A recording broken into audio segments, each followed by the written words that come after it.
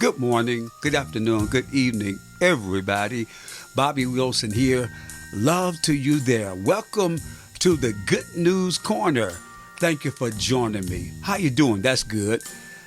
In every situation and circumstance, crisis, chaos, difficulties, even when you feel like you've been deceived, listen, Jesus Christ is Lord.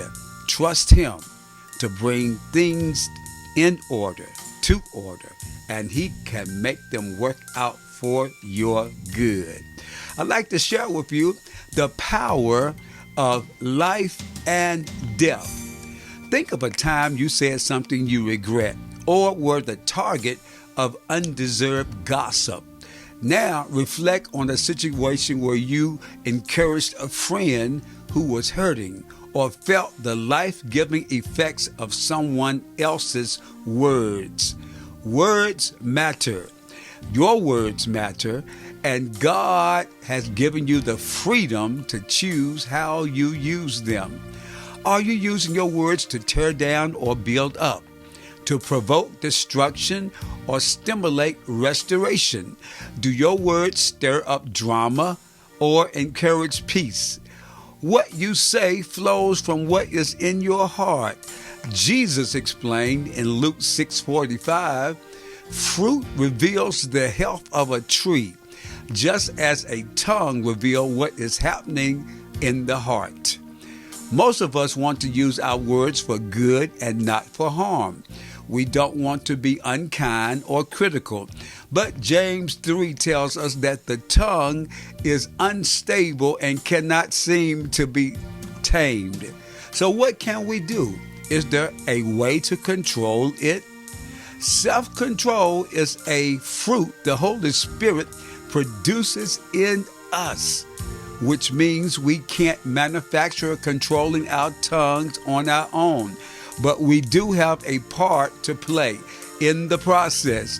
We need to stick close to Jesus. When we read His Word, seek His face, and walk in His ways, no matter how many times we mess up and have to begin again, love, joy, peace, patience, kindness, goodness, faithfulness, gentleness, and self-control begin to grow in our lives. The biblical term is abiding, staying, continuing, or remaining in Jesus' presence. As we abide with Jesus, the Holy Spirit begins to curb the way we speak and change the way we act. When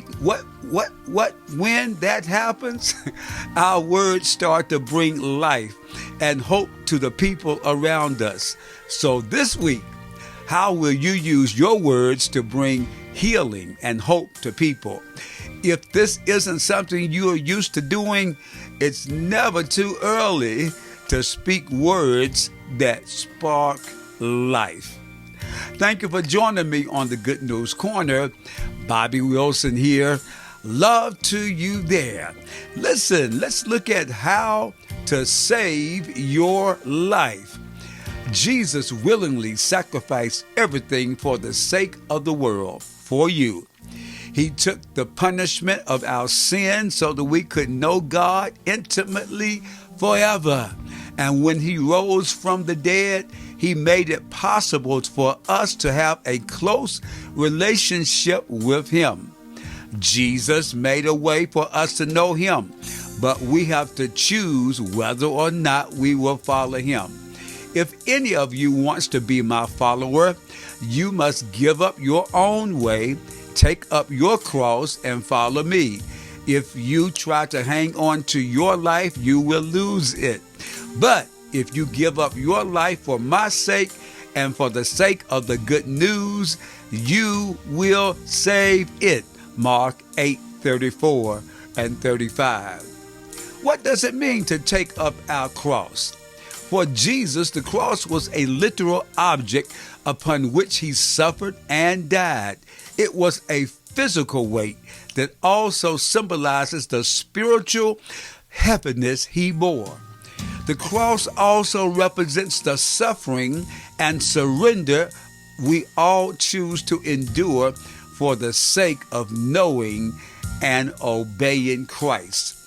The apostles viewed suffering as an opportunity to get to know Jesus better, but our culture tells us that suffering is an obstacle to immediate pleasure. Jesus said that surrendering our lives to Him was key because He is the way to eternal life. But our world tells us that self-care is the gateway to living abundantly. Taking up our cross means giving up our right to live however we want. It means letting Jesus dictate the trajectory. You know, he wants to show us the way of our lives, and making Him the one thing we pursue above everything else. The irony is, if we refuse to take up our cross and follow Jesus, we still suffer. We will still experience hardships, but we will also end up suffering or surrendering the eternal gifts Jesus offers us in exchange for momentary pleasure and comfort. Taking up our cross is an act that we do on this side of eternity. But one day, we will be resurrected and given new life, a life without sorrow, suffering, death, pain. Think about that. A life eternally spent in God's presence. That is the promise Jesus makes us when He asks us to follow Him. That is the life we get to look forward to when we give up our lives for Jesus' sake. Make no mistake about it. Following Jesus is the best way. Look at all the gains that we receive by following Jesus. Hallelujah. So many, I just can't count them. The benefits of following Jesus. Jesus secures our life eternity with Him. Hallelujah. Hallelujah. Jesus made a way for us to know Him, but we have to choose whether or not we follow Him. Thank you for joining me on the Good News Corner. Bobby Wilson here. Love to you there. The Lord bless you and keep you. The Lord make His face to shine upon you and be gracious to you. The Lord make His face to shine upon you and give you peace.